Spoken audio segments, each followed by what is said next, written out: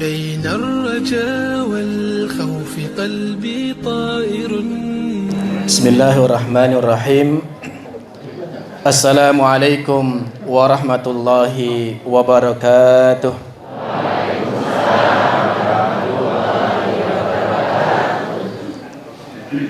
Alhamdulillahi wa kafa. Wassalatu wassalamu ala nabiyyina Muhammad al-Mustafa wa ala alihi wa ashabihi wa man tabi'al huda. Wa qala Allah ta'ala, ya ayyuhalladzina amanu taqullaha wa qulu qawlan sadida yuslih lakum a'malakum wa yaghfir lakum dhunubakum wa may yuti'illaha wa rasulahu faqad faza fawzan 'azima. Amma ba'du, subhanakallahumma la ilma lana illa ma 'allamtana wa la sahla illa ma ja'altahu sahla. Rabbana zidna ilman nafi'a warzuqna fahma. Bapak-bapak dan ibu-ibu serta jamaah sekalian, kaum muslimin wal muslimat rahimakumullah, yang semoga selalu dirahmati Allah Subhanahu wa taala. Senantiasa kita memuji Allah, bersyukur kepada Allah atas berbagai limpahan kenikmatan yang diberikan kepada kita.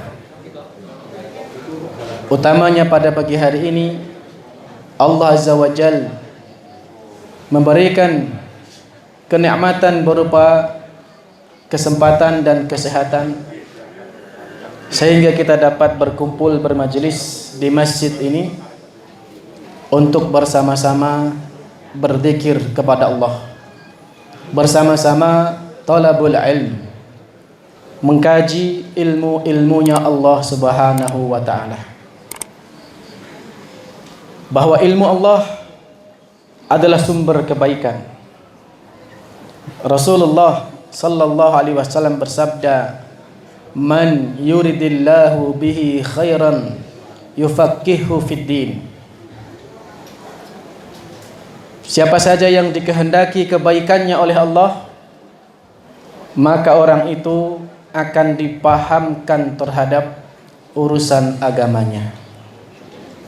Maka jamaah sekalian rahimakumullah, kita layak bersyukur kepada Allah bahwa kita diberikan taufik berupa kemudahan, berupa semangat untuk senantiasa hadir dalam majelis-majelis ilmu.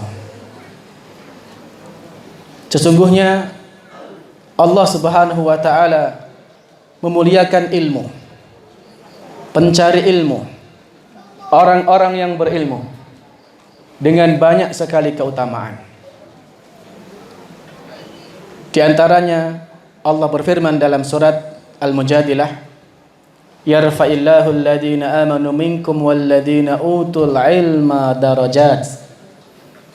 Allah Subhanahu wa taala akan mengangkat orang-orang yang berilmu di antara kalian, orang-orang yang beriman dan berilmu di antara kalian, darajat, dengan banyak derajat.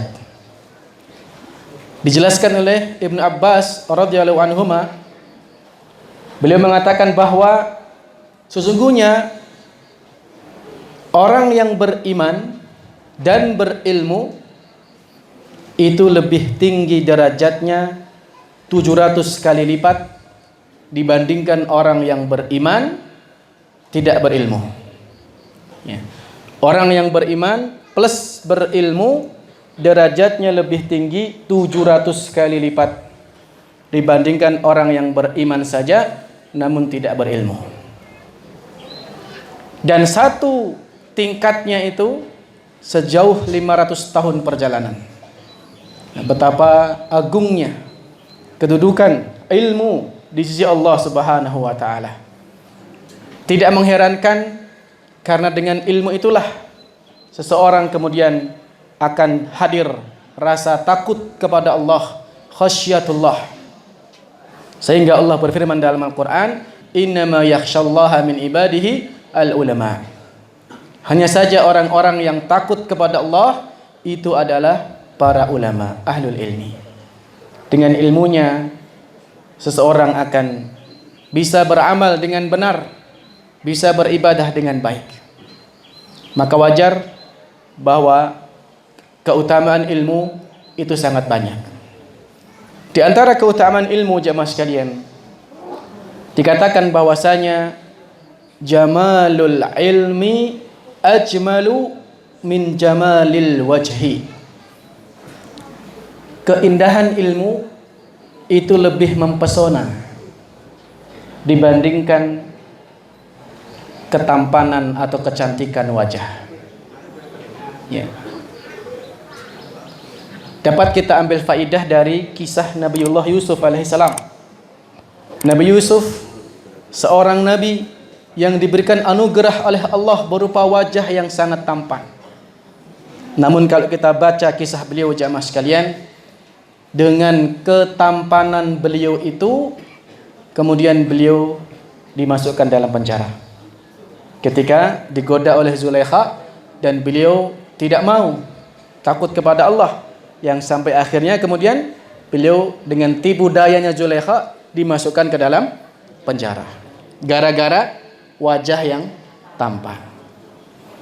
Tapi Nabi Yusuf alaihissalam keluar dari penjara gara-gara apa?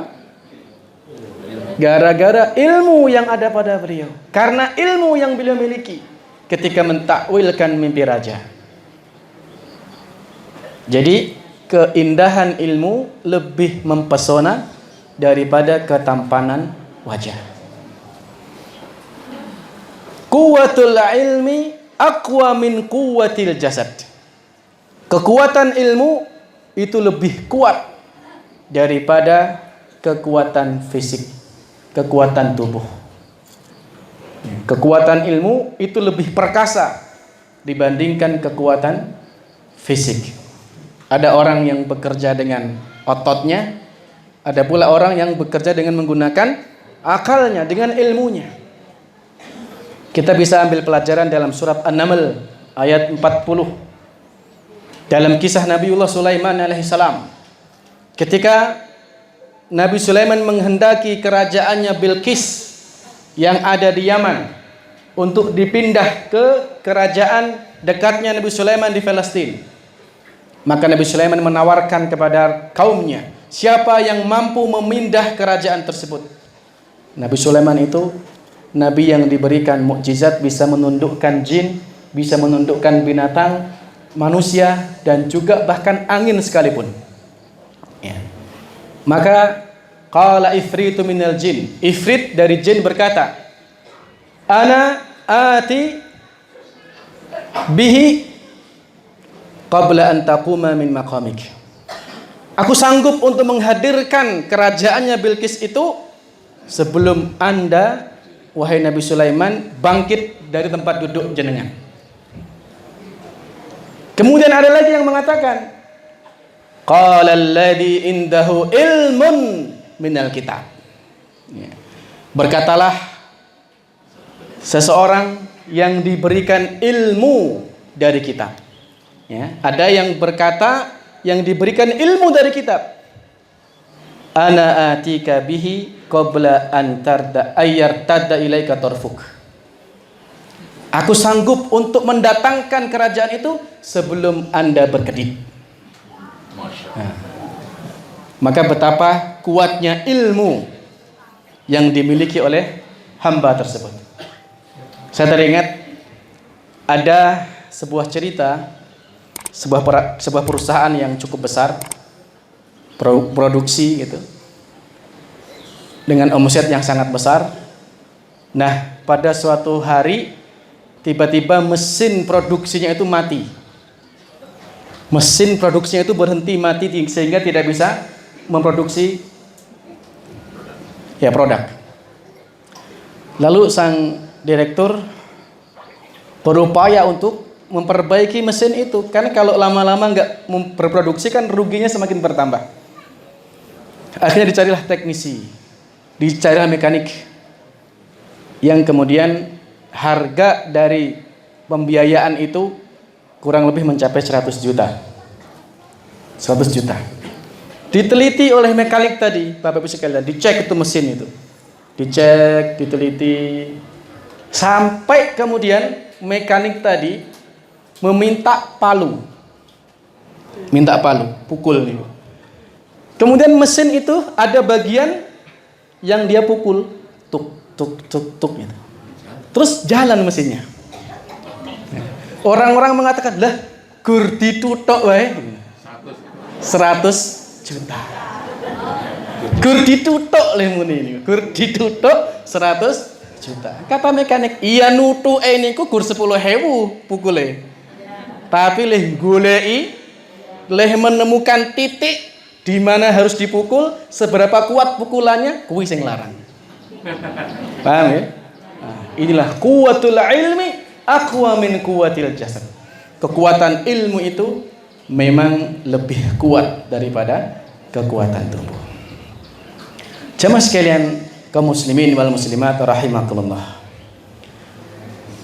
Setiap orang sudah menjadi nalurinya untuk memiliki keinginan menjadi yang terbaik. Kita itu sudah menjadi sesuatu yang wajar dan lumrah menginginkan yang terbaik. Karpe niku sing paling apik. Duwe omah ya paling karpe duwe omah sing paling apik. Duwe kendaraan karpe ya kendaraan sing paling apik. Kita sekolah ya karpe juara 1. Kita bekerja karpe ya pengen menjadi yang paling baik. Itu sudah merupakan fitrah, keinginan kelumrahan manusia.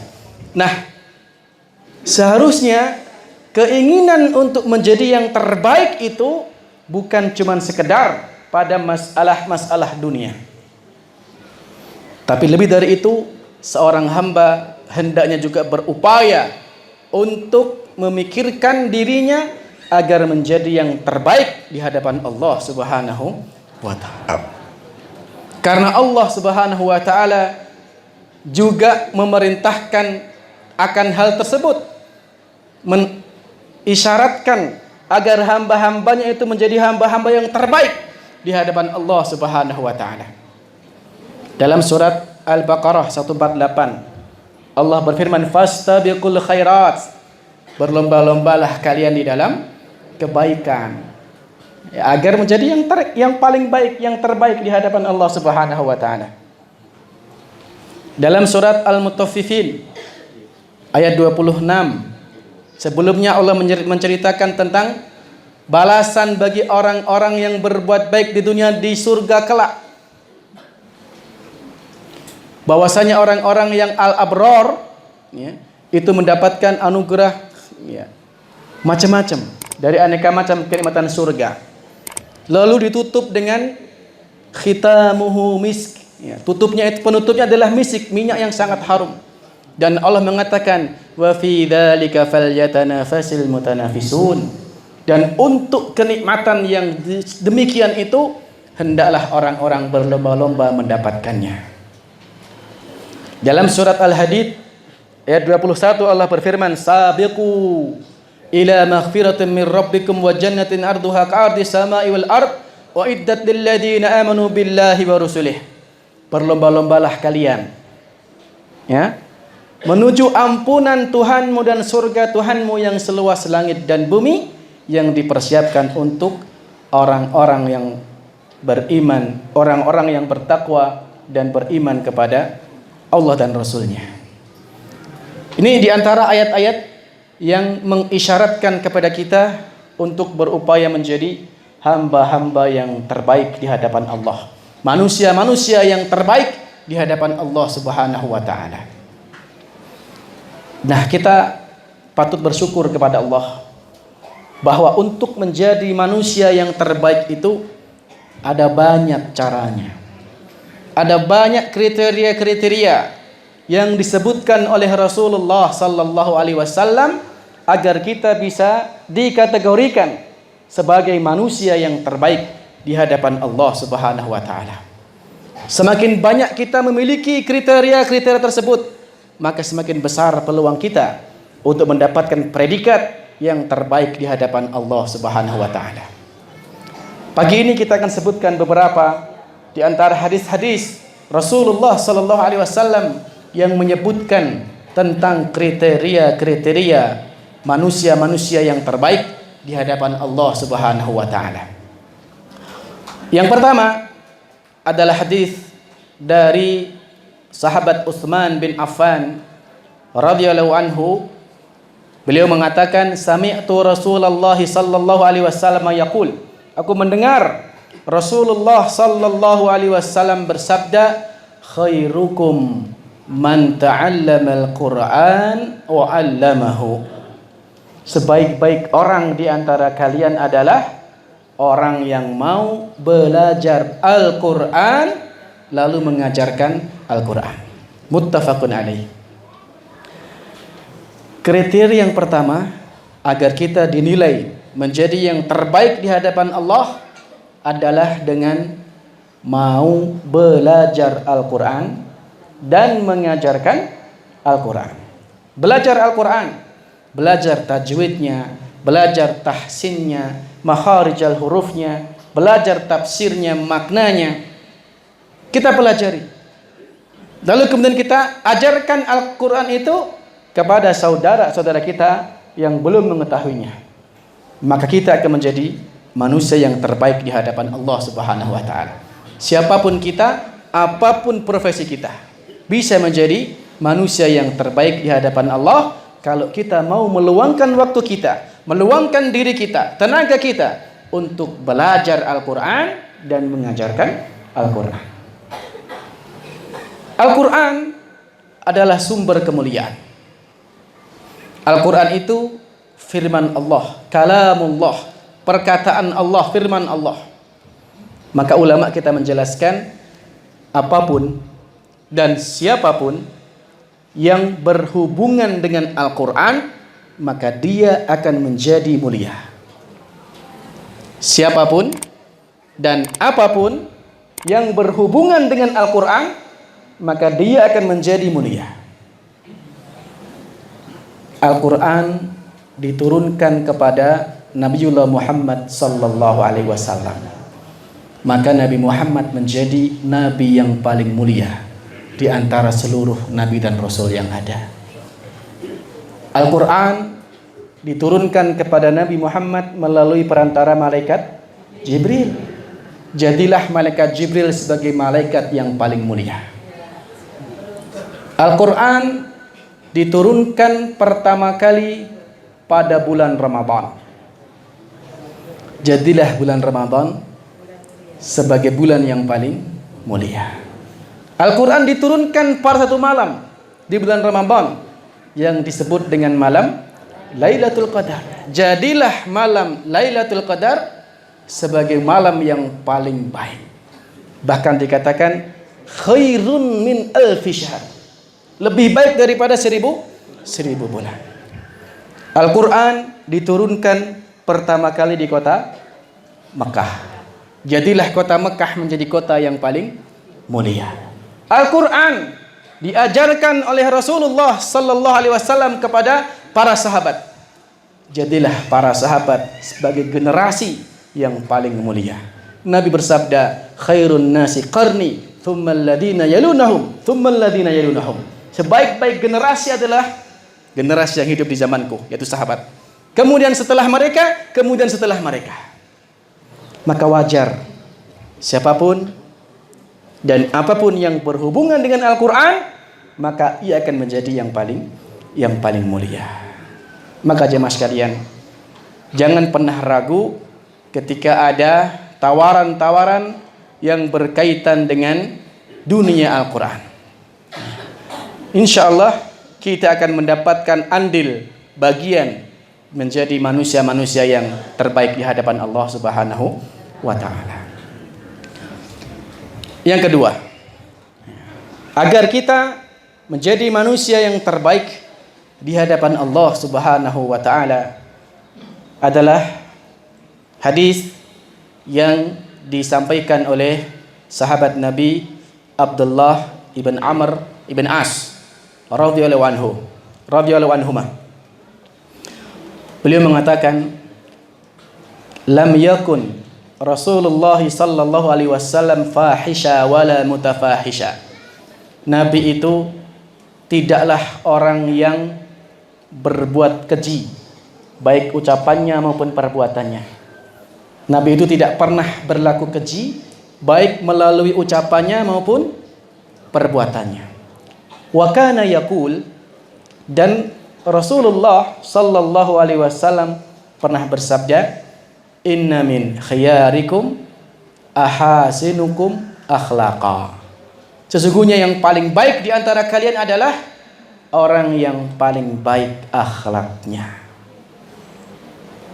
Kriteria yang kedua, agar kita bisa mendapatkan predikat sebagai manusia yang terbaik di hadapan Allah adalah dengan memiliki akhlak yang mulia. Akhlak yang mulia. Rasulullah sallallahu alaihi wasallam adalah manusia yang paling luhur budi pekertinya. Bahkan dipuji oleh Allah. Wa innaka la'ala khuluqin 'adzim. Sungguh engkau wahai Muhammad benar-benar berada pada akhlak yang sangat agung. Akhlak beliau sangat mulia. Maka seorang muslim dituntut untuk kemudian meneladani beliau. Ya. Yaitu berakhlak yang baik. Beliau adalah pribadi yang imannya tertancap dengan kokoh. Ibadahnya paling banyak. Namun kemudian beliau juga berhias dengan akhlak yang sangat mulia. Maka hendaknya kita berupaya untuk menghadirkan akhlak yang mulia itu, mengaplikasikannya dalam keseharian kita, jamaah sekalian. Karena akhlak yang mulia itu tidak bisa dilepaskan dari namanya iman. Ya. Akmalul mu'minina imanan ahsanuhum khuluqa. Seorang mukmin yang paling sempurna imannya itu adalah yang paling sempurna akhlaknya, yang paling bagus akhlaknya. Dalam banyak hadis Nabi menyebutkan korelasi antara iman dengan akhlak. Semakin iman seseorang itu tinggi, maka semakin bagus pula akhlaknya. Ya. Semakin iman itu naik, maka akhlaknya pun juga akan semakin bagus. Dalam banyak riwayat disebutkan keutamaan dari akhlak yang mulia ini. Ya. Suatu ketika Nabi ditanya oleh seorang sahabat, "Ya Rasulullah, apakah yang paling banyak menjadikan seseorang itu masuk ke dalam surga?" Maka beliau mengatakan, taqwallah wa husnul khuluq. Bertakwa kepada Allah dan akhlak yang mulia. Wahai Rasulullah, faktor apakah yang paling banyak menjerumuskan manusia ke neraka? Maka Rasulullah menjawab, al-fam wal faraj. Mulut dan kemaluan.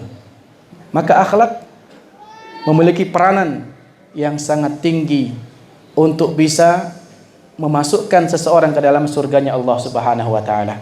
Bahkan derajat di surga itu juga bisa didapatkan bagi orang-orang yang bagus akhlaknya. Nabi kita pernah mengatakan, ana za'imun bi baitin fi rabatil jannah liman tarakal mira wa in kana muhiqqa. Ya, aku jamin ya sebuah rumah di surga yang bawah bagi orang yang meninggalkan perdebatan meskipun dia pada posisi yang benar. Wa bi baitin fi wasatil jannah liman tarakal kadhib wa in kana maziha. Dan di sebuah rumah di tengah surga bagi siapa saja yang mampu meninggalkan dusta sekalipun dia hanya bercanda. Wa bi baitin fi a'lal jannah liman hasuna khuluquhu. Ya. Dan sebuah rumah di surga yang paling tinggi bagi siapa saja yang bagus akhlaknya. Jamaah sekalian, kalau kita mengevaluasi diri kita masing-masing, mungkin ibadah kita ini biasa-biasa saja. Ya, sholat kita pun mungkin yang wajib-wajib, ya. Sedekah kita juga seberapa, ya, haji juga yang kaya aja, ya kan. Umroh ya masih cita-cita, gitu. Mungkin ibadah kita hanya sedikit standar. Tapi jamaah sekalian, Nabi kita mengatakan, innal mu'mina la yudriku darajatas sha'imil qa'imi bihusni khuluqihi. Seorang mukmin itu bisa mendapatkan derajatnya orang yang rajin sholat malam, orang yang rajin puasa sunnah. Dengan apa? Dengan akhlaknya yang mulia. Dan barang siapa yang kehilangan akhlak yang mulia, maka dia juga akan terdegradasi imannya, ya. Nabi kita pernah mengatakan, wallahi la yu'min, demi Allah enggak beriman. Siapa ya Rasulullah? Man la ya'manu jaruhu bawa'iqahu. Orang yang tetangganya itu merasa tidak aman dari gangguan tingkah polanya, dari gangguan kelakuannya, ucapannya, perbuatannya membuat tetangganya tidak aman. Maka hal itu indikasi lemahnya iman. Abu Hurairah radhiyallahu anhu juga menceritakan sebuah hadis bahwasanya ada seorang wanita, inna fulana taqumul laila wa tasumun nahar wa taf'alu wa tasaddaq wa tu'dhi jiranaha bilisaniha. Wahai Rasulullah, ada seorang perempuan yang rajin salat malam, rajin puasa di siang hari, rajin beribadah dan bersedekah. Tetapi dia juga rajin menyakiti tetangganya dengan lisannya. Ya, meskipun hadisnya perempuan, tapi berlaku juga untuk laki-laki, kan gitu. Maka apa kata Nabi kita? Nabi kita mengatakan, la khaira fiha hiya min ahlin nar. Tidak ada kebaikannya perempuan itu, dia akan menjadi penghuni neraka. Ditanya lagi, inna fulana, ada seorang perempuan yang tusallil maktubah, dia hanya salat yang wajib saja, ya, dan dia bersedekah hanya dengan sekarat keju, sedikit sedekahnya, tetapi tidak pernah menyakiti tetangganya dengan lisannya. Apa kata Nabi kita? Hiya min ahlil jannah, dia termasuk ahli surga. Subhanallah, akhlak yang mulia. Yang ketiga, agar kita bisa menjadi manusia yang terbaik di hadapan Allah Subhanahu wa taala, apa kriterianya? Hadis yang disebutkan oleh Aisyah radhiyallahu anha, bahwa beliau menceritakan tentang bagaimana interaksi Rasulullah sallallahu alaihi wasallam ketika di dalam rumah. Ya, kalau di luar rumah kan para sahabat yang lain banyak yang melihat, banyak yang mengetahui. Tapi apa yang Nabi lakukan di dalam rumah, tidak semua bisa melihat.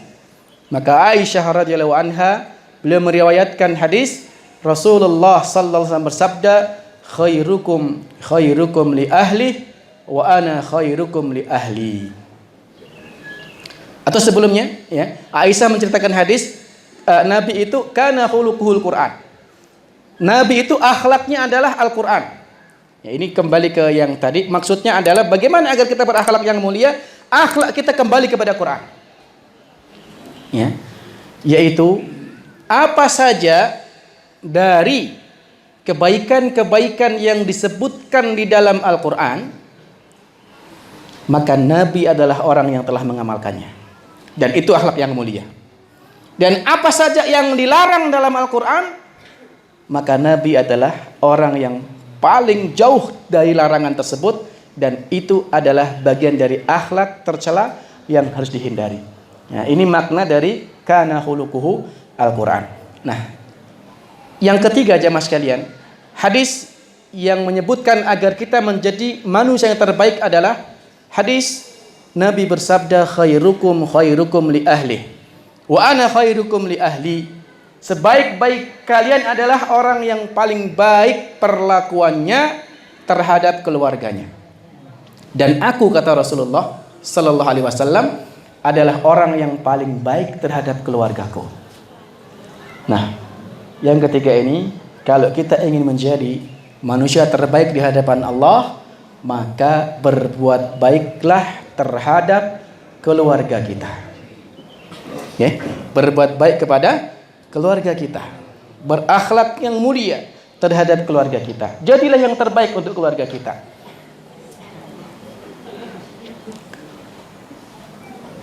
Jangan sampai kita ini menjadi orang yang hanya dikenal baik di luar. Nah, ning jopo banyak orang yang memuji kebaikannya, tapi di keluarga sendiri malah keluarganya membencinya. Ada orang yang kalau dia itu pulang ke rumah susah keluarganya. Nek dia keluar dari rumah, alhamdulillah. Wonten sing ngaten niku. Ampun jenengan. Jangan sampai kita. Jangan. Karena Nabi mengatakan khairukum li ahli. Yang paling baik di antara kalian itu yang paling baik terhadap keluarganya. Maka berusahalah untuk menjadi yang terbaik bagi keluarga kita. Kalau jenengan menjadi seorang bapak, jadilah bapak yang terbaik untuk anak-anaknya. Kalau jenengan menjadi seorang ibu, jadilah ibu yang terbaik untuk anak-anaknya. Kalau jenengan menjadi seorang simbah, jadilah simbah yang terbaik untuk cucu-cucunya.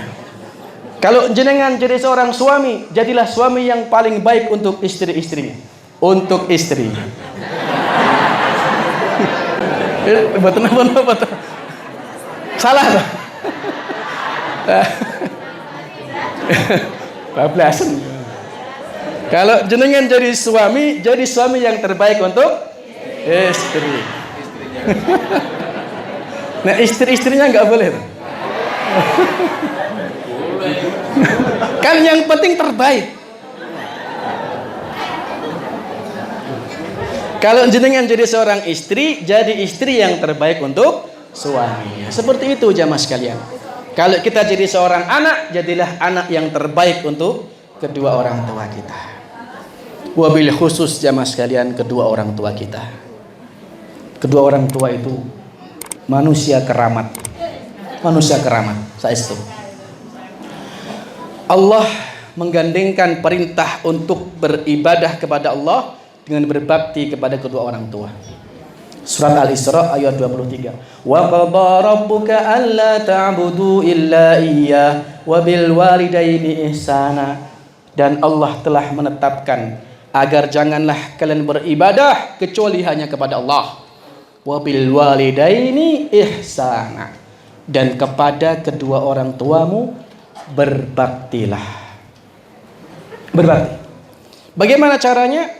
Allah sebutkan di antara caranya dalam lanjutan ayat ini. Ya. Imma yablughanna 'indakal kibara ahaduhuma aw kilahuma fala taqul lahumu uff wa la tanharhuma wa qul lahumu qawlan karima. Kalau ada di antara kedua orang tuamu yang masih hidup di masa tuanya, berada dalam pemeliharaan kamu, fala taqul lahumu uff. Pertama, jangan engkau berkata uff. Kalimat yang menunjukkan ekspresi tidak senang. Diajak ngomong karo wong tuane mplengos. Diajak ngomong karo wong tuane leh semaur sengak. Maka ini masuk kategori larangan dalam ayat ini. Wala tanharuhuma, jangan engkau bentak keduanya. Kita dilarang untuk berbicara dengan nada yang lebih tinggi dari suara orang tua kita. Kalau dulu guru saya menjelaskan, seandainya kita ini bicara dengan orang tua dengan mikrofon. Kalau saya pakai kalau orang tua itu pakai mikrofon volumenya 5, maka seorang anak tidak boleh pakai mikrofon dengan volume 6. Karena volume 6 lebih keras daripada volume 5. Itu artinya membentak orang tua. Wa qul lahuma qawlan karima, dan berbicaralah kepada kedua orang tua dengan kalimat yang paling mulia. Bahasa yang paling santun, bahasa yang paling bagus yang mampu keluar dari lisan kita jamaah sekalian, maka kedua orang tua kita adalah orang yang paling pertama berhak mendengarnya sebelum orang lain. Nek ten Siono Kidul basa sing paling apik niku basa napa? Krama inggil. Saged mboten? Saged mboten? Saged mboten, Bu? Mana anak-anak di sini? Hah? Nek orang tua kita paham dengan bahasa krama inggil, seorang anak di Siono Kidul wajib berbicara krama inggil pada orang tuanya. Karena itu adalah qaulan karimah.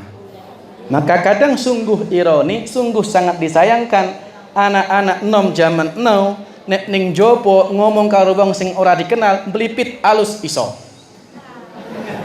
Ning jopo ning pasar ning terminal ning bis ngomong karo wong niku alus. Krama inggil. Karo wong tuane dhewe malah ora iso. Ini ki kebalik jamaah sekalian, bertentangan dengan ayat, bertentangan dengan hadis. Seorang sahabat pernah bertanya kepada Rasulullah. Sahabat ini bernama Muawiyah bin Haywah. Ya Rasulullah, man ahaqqun nasi bi husni sahabati? Wahai Rasulullah, siapakah orang yang paling berhak mendapatkan perlakuan terbaik dariku? Kata Nabi, ummuka, ibumu. Tsumma, siapa lagi ya Rasul? Ummuka, ibumu. Siapa lagi ya Rasul? Ummuka, ibumu. 3 kali. Siapa lagi ya Rasulullah? Tsumma abuk. Kemudian bapakmu. 3 kali kita diperintahkan untuk berbuat yang terbaik untuk ibu kita. Apa hikmahnya? Dijelaskan oleh Imam Ibnu Hajar Al-Asqalani, dinukil Imam Ibnu Battal rahimahumullah. Beliau mengatakan bahwasanya seorang ibu itu memang memiliki derajat yang lebih tinggi dibandingkan bapak dari sisi berbaktinya seorang anak. 3:1. Kenapa? Karena seorang ibu mengalami 3 kepayahan yang sangat letih dalam kehidupannya terhadap anaknya. Yang pertama adalah kepayahan ketika mengandung. Bapak-bapak rungokno. Mengandung niku berat nggih Bu nggih? Berat, mengandung bukan saya 2 hari, Pak. 9 bulan. Jenengan bayangke seorang ibu mengandung nek anake 3 kilo. 3 kilo mlaku ning ndi-ndi digawa terus siang malam. Ning pasar digawa, ning masjid digawa, ning sawah digawa. Ora mungkin ditinggal, tinggal sik we. Tidur yo, arep mengkrepeke wae niku. Gitu, Bu. Itu kepayahan yang pertama, mengandung 9 bulan. Yang kedua, kepayahan ketika melahirkan. Dan itu berat. Cari ini. Berat melahirkan. Dan yang ketiga, menyusui. Ya, itu 3 kepayahan yang dialami oleh seorang ibu. Menyusui juga bukan cuma sehari 2 hari. Ya, normalnya itu kan 2 tahun. Keporone anak lanang luwih suwe. Ya. Nah, ini tidak pernah dialami seorang bapak. Ora ono bapak mengandung. Ora ono bapak melahirkan. Ora ono bapak menyusui, isone ngedot kayak gitu. Kayak susu dot iso. Nek menyusui kan enggak mungkin. Maka seorang ibu mendapatkan kedudukan yang lebih tinggi dalam hal berbakti seorang anak dibandingkan bapaknya. Hati-hati. Bagaimana kita melihat bagaimana para salafus saleh dahulu mereka dalam berbakti kepada kedua orang tuanya. Sangat luar biasa jamaah sekalian. Mungkin itu enggak terpikirkan di antara kita sekarang ini. Saya sebutkan di antaranya contoh. Ali bin Husain bin Ali bin Abi Thalib yang dikenal dengan Zainul Abidin. Itu dikenal sebagai seorang anak yang sangat berbakti pada ibunya. Orang-orang mengetahuinya itu. Di antara kebiasaan beliau ini, kalau makan bersama ibu, maka beliau tidak akan berani menyentuh makanan sebelum ibunya ngambil lebih dulu.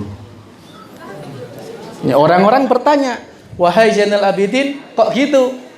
Kata beliau, karena kalau kalau saya ngambil duluan, saya khawatir yang saya ambil itu asline wis dilirik simbokku. Ning kalah cepet. Kalau seperti itu yang terjadi, aku durhaka pada ibu. Tekan semonten boten. Paham betul nih? Luar biasa, Pak. Ya seandainya ini Zainal Abidin seandainya makan sama ibunya delalah motong ayam gitu. Ono pupu, ono sayap, ono ampela ati, maka beliau tidak akan berani nyentuh itu sebelum ibunya ngambil. Khawatirnya nek delalah wis njipuk lempela ati, nek ibune batin, jane wis tak incer. Kalah cepet itu menurut Zainal Abidin itu durhaka, Pak. Durhaka itu. Cuman wong tua niku pinter. Dipageri dhisik. Le aja mangan brutu. Ndak lali. Padune niku enak gitu. Ala kulli hal seorang anak harus berbuat yang terbaik untuk ibunya. Nggih. Sampai seperti itu. Ibnu Umar pernah menemui seorang pemuda dari Yaman di Masjidil Haram. Pemuda ini keliling tawaf, sa'i sambil menggendong ibunya. Sambil menggendong ibunya, tawaf sa'i rekoso niku, Pak. Nek saiki wis tesih pun nonton kursi roda nek nyurung enteng. Nek dulu kan belum ada digendong. Ibunya digendong. Lalu ketemu Ibnu Umar, pemuda tadi bertanya, "Wahai sahabat Ibnu Umar, apakah perbuatanku ini bisa dikategorikan aku telah berbakti pada ibuku?" Kata Ibnu Umar, "Wahai anak muda, ketahuilah perbuatanmu itu belum sebanding dengan satu rintihan ibumu ketika melahirkan kamu. Satu erangan suara dari ibumu ketika melahirkan kamu. Enggak sebanding." Subhanallah. Ya. Banyak jamaah sekalian. Kita ini sebaik apapun kita berusaha untuk berbakti pada orang tua kita, sebaik apapun kita berusaha berbuat baik kepada orang tua kita, tapi faktanya tidak akan pernah sama dengan apa yang telah orang tua kita perbuat untuk kita, jamaah sekalian. Ya, sampai-sampai dikatakan, seandainya ada orang yang mengasuh orang tuanya sakit, sudah tua, sakit-sakitan, sehingga orang tuanya itu harus terbaring di tempat tidur. Makan yo ditulang, mandi yo dimandiin, buang air yo dibersihin. Itu perbuatan luar biasa nama pembuatan. Anak yang seperti itu luar biasa pembuatan. Tapi jamaah sekalian ketahuilah, perbuatan itu tidak akan pernah bisa menyamai jasa orang tua kepada anaknya. Itu baru sampai pada tahap gur podo karo wong tua dhisik. Lah ketika masih bayi, sing dulang siapa? Orang tua. Yang mandiin siapa? Orang tua. Yang nyebokin siapa? Orang tua. Sama. Cuman ada yang membedakan jamaah sekalian. Yang ini tidak akan pernah sama. Bedanya di mana? Bedanya pada niat. Bedanya pada niat. Itu tidak akan pernah sama. Orang tua, khususnya seorang ibu, ketika mengasuh anaknya yang masih kecil, masih bayi, digendong, ditulang, itu selalu terlantun doa untuk anaknya itu. Mudah-mudahan anakku ini panjang umur dan sukses. Nggih mboten? Itu doanya orang tua untuk anaknya. Sekarang jenengan penggalih, orang tuanya sudah tua, sakit-sakitan, dengan kondisi seperti tadi. Anaknya yang merawat. Kira-kira doa anaknya pripun? Podo mboten? Nek podo hebat. Mudah-mudahan simbokku panjang umur. Subhanallah. Subhanallah. Okay. Ya itu jamaah sekalian, tidak akan pernah sama. Ya. Niat seorang anak ketika mengasuh orang tuanya dan niat orang tua ketika mengasuh bayinya tidak akan pernah sama. Makanya birrul walidain itu adalah perintah yang sangat ditekankan oleh Allah Subhanahu wa taala. Ya, banyak ada seorang ulama yang bernama Haywah bin Shuraih. Suatu ketika ulama ini sedang ngajar, sedang ngisi pengajian, banyak murid-muridnya. Tiba-tiba ibunya bengok, "Le, pakani pitik sih." Lagi ngisi pengajian, dikon makani pitik. Tapi ya, ulama ini kemudian langsung menghentikan pengajiannya, balik makani pitik. Kenapa? Karena menghormati ibunya. Sampai seperti itu jemaah sekalian. Kalau kita bisa meneladani para salaf. Ada juga yang kisah yang belum lama di Arab. Di Arab ada seorang dokter yang buka praktek. Pada suatu hari dokter ini menemukan ada 2 orang yang datang menemui untuk periksa. Seorang pemuda dan seorang perempuan yang sudah tua, tapi perempuan ini mohon maaf gangguan kejiwaan, edan, gila, depresi yang luar biasa sampai gila. Maka di depan dokternya ini seorang perempuan tua tadi ya ngomong mencaci maki anak muda tadi, kadang-kadang meludahi dan aneka macam perbuatan yang tidak baik, yang tidak senonoh gitu. Tapi si anak muda ini diam aja terus, sabar dengan perbuatan orang tua perempuan tadi itu. Ditanya oleh sang dokter itu, "Perempuan ini siapa?" Kata anak muda ini, "Dia ibu saya." "Dia ibu saya." Diceritakanlah, "Sejak kapan berbuat seperti itu sama kamu?" "Ya sejak saya lahir sudah seperti itu." Kronologinya jamaah sekalian, ibunya itu memang sudah dari awal mengalami gangguan jiwa. Lalu dinikahkan oleh orang tuanya kepada seorang laki-laki. Tapi karena mendapatkan kondisi yang bon edan ngoten niku wau, bojone nggak bisa bersabar, maka dicerai. Tetapi ternyata anak perempuan itu hamil. Nggih, dicerai dalam keadaan hamil. Lalu lahirlah anak ini. Maka sang dokter tadi pun heran. Dia kan tidak kenal kamu. Wong edan kan? Kata anak tadi, "Wahai dokter, ibu saya memang tidak pernah tahu kalau saya ini anaknya. Tapi Allah tahu kalau dia ibu saya. Yang saya harus berkewajiban berbakti pada ibu saya. Yang saya harus merawat ibu saya apapun kondisinya." Mendengar itu jamaah sekalian, setelah pulang ini ditutup prakteknya, dokternya menangis. Dia menangis. Dia melihat pemandangan dan pelajaran yang belum pernah dia lihat sebelumnya. Ada seorang anak yang diperlakukan seperti itu oleh orang tuanya, tetapi mampu membaktikan dirinya dengan baik.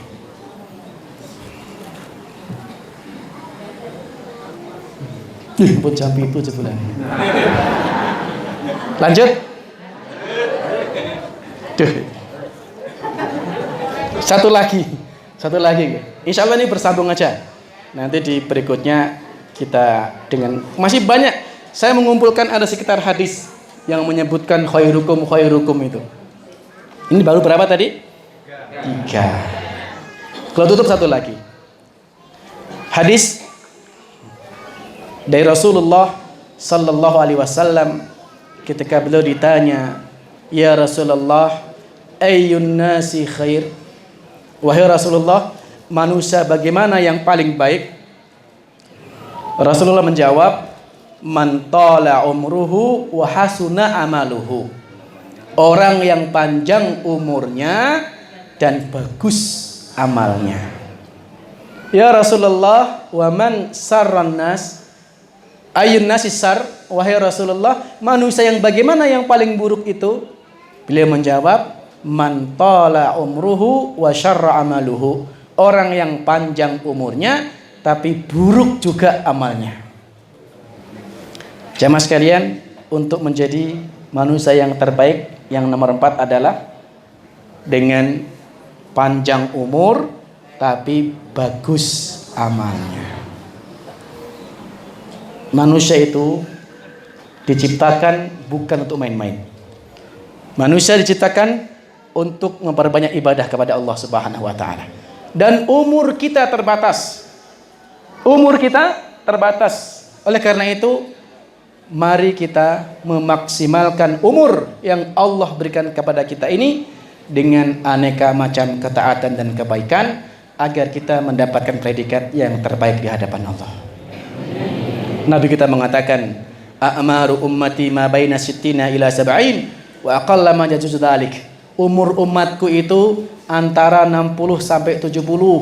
Yang lewat itu sudah sedikit. Yang lewat itu sudah sedikit. Banyak yang kurang dari 60 mati. Yang jadi persoalan jamaah sekalian bukan seberapa panjang umur kita. Yang jadi masalah adalah seberapa kualitas umur kita. Ya? Umur pendek nek kualitas lebih baik daripada panjang tidak berkualitas. Ya. Maka mari kita berusaha untuk mengisi hari-hari kita dengan aneka macam kebaikan dan ketaatan kepada Allah. Semakin bertambah hari, semakin bertambah amal kita. Kesempatan menjadi yang terbaik bagi Allah di hadapan Allah. Kalau semakin tambah umur kok semakin bejat, semakin tua kok semakin maksiat, maka ini artinya setiap bertambah hari semakin dalam lubang neraka yang dia gali sendiri. Ya. Umur jamaah sekalian terbatas, utamanya anak-anak muda ini. Anak-anak muda itu usia yang istimewa, usia yang produktif. Manfaatkan dengan baik. Ya. Manfaatkan dengan baik. Salah satu keutamaan pemuda itu, Nabi kita mengatakan sab'atun yudhilluhumullahu fi yawmin la dhilla illa dhilluh. 7 golongan yang akan dinaungi Allah pada hari yang tidak ada naungan kecuali dari Allah. Salah satunya adalah syabun nasya fi ibadatillah. Pemuda yang hidup tumbuh dalam ibadah kepada Allah. Istimewa. Nabi tidak sebutkan orang tua. Karena orang tua nyun sewu sudah enggak istimewa lagi. Kalau ada orang tua rajin ngaji, orang tua rajin ke masjid, orang tua rajin amal, rajin sedekah, niku ora gumun. Ya jan kudune ngoten niku, wong tuwa. Yang menakjubkan itu kalau ada anak muda sing biasanya wong dodolan-dolan kok sregep ngaji, sregep ning masjid, sregep ibadah, itu istimewa.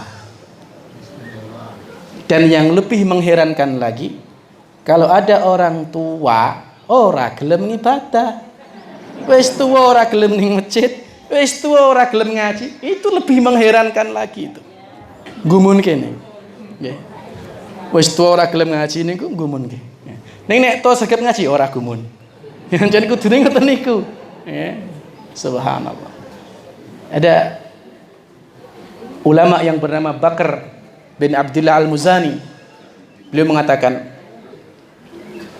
kalau engkau melihat ada orang tua yang soleh, engkau melihat orang tua kok rajin di masjid, wong tua kok rajin ngaji, katakan pada dirimu, alangkah beruntungnya orang tua itu. Dia telah mendahuluiku dengan aneka macam ketaatan, maka dia lebih baik dariku. Kalau engkau melihat anak yang lebih kecil darimu, rajin ke masjid, rajin sholat, taat, sedikit maksiatnya, maka katakan dalam dirimu, aku telah mendahului anak ini dengan aneka macam kemaksiatan, maka dia lebih baik dariku. Isih enom kok rajin, berarti kan peluang maksiatnya sidik. Aku lebih buruk dari anak ini. Ini ungkapan yang diajarkan oleh seorang ulama, Bakar bin Abdullah Al-Muzani rahimahullah. Jamaah sekalian yang dimuliakan Allah Subhanahu wa taala, saya kira ini dulu untuk pagi hari ini. Ada 4 kriteria manusia yang terbaik di hadapan Allah Subhanahu wa taala. Yang pertama adalah orang yang mau belajar Al-Qur'an dan mengajarkannya. Yang kedua, orang yang berhias dengan akhlak yang mulia. Yang ketiga, orang yang paling baik perlakuannya terhadap keluarganya. Yang keempat, orang yang panjang umurnya dan baik amalnya. Masih bersambung insyaallah. Mudah-mudahan Allah berikan taufik kepada kita untuk bisa menjadi manusia terbaik di hadapan Allah Subhanahu wa taala. Kurang lebihnya mohon dimaafkan. Hadanallahu ajma'in. Semoga esok lebih baik. Wassalamualaikum warahmatullahi wabarakatuh. Monggo kita tutup dengan menengadahkan kedua tangan kita, menundukkan hati kita, berdoa kepada Allah Subhanahu wa taala. Bismillahirrahmanirrahim. Alhamdulillahirabbil alamin, hamdan syakirin, hamdan na'imin, hamdan yuwafi ni'amahu yukafi mazidah, ya dzal jalali wal ikram. Allahumma ighfir lana dzunubana wa li walidayna warhamhuma kama rabbayana shighara, ya rabbal alamin. Rabbana inna nas'alukal huda wat tuqa wal afafa wal ghina ya arhamar rahimin. Rabbana hab lana min azwajina wa dhurriyyatina qurrata a'yun waj'alna lil muttaqina imama. Rabbana la tuzigh qulubana ba'da idh hadaytana wa hab lana min ladunka rahmah innaka antal wahhab. Rabbana aslih lana dunyana alladhi fiha ma'ashuna وأصلح لنا آخرتنا التي إليها معادنا واجعل الحياة زيادة لنا في كل خير واجعل الموت راحة من كل شر يا رب العالمين. اللهم أرنا الحق حقا وارزقنا اتباعه وأرنا الباطل باطلا وارزقنا اجتنابه. ربنا آتنا في الدنيا حسنة وفي الآخرة حسنة وقنا عذاب النار سبحان ربك رب العزة عما يصفون وسلام على المرسلين والحمد لله رب العالمين.